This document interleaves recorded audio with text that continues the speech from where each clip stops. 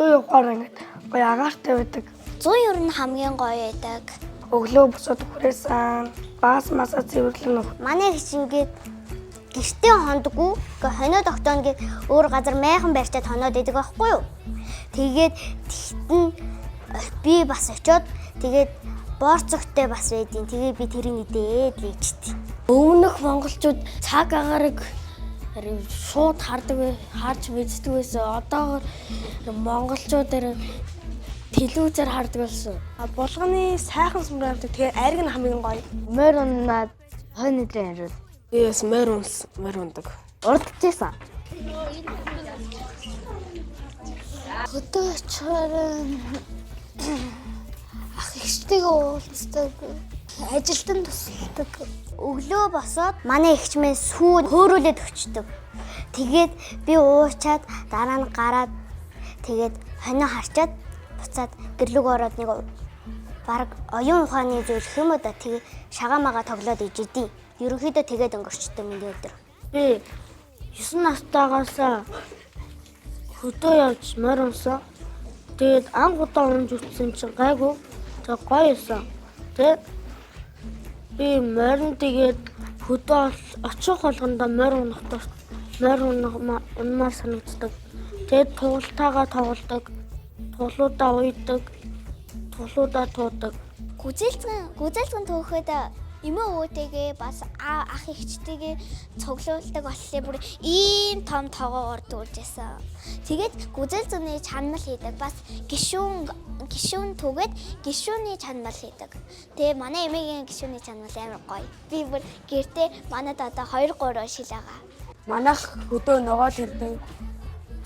Тэгээд заримдаа хашаалуу үхэр ороод тэгээд би байн харж идэг. Би ямаа сааж сурах гэж байгаад нэг удаа асгаж ирсэн. Тэгээ уцаар ирэх бол би хатан дээр очиод ярьдаг. Хувцас хатан гээ бас хат руу гардаг. Нэг хөдөө яваад хамгийн гол нь би эмээ өвөтэйгээ хамт юм бол юмс түүх надад гоё төс. 5, 6, 7 настай хатаа би морь өндөг. Тэгээд морь хат гоё идэг. Би хөдөө очих болгондоо эмээдээ тусалж, өвөөдөө тусалж тараг, эмээдээ тараг хийхтэн тусалдаг.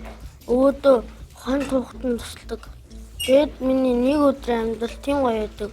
Өвөөгийнх нь ахтай нь хамт хонд явахдаа анх удаа хонд явсан үед гоё санагдаад тэгээд том болоод сургуулаа төгсөөд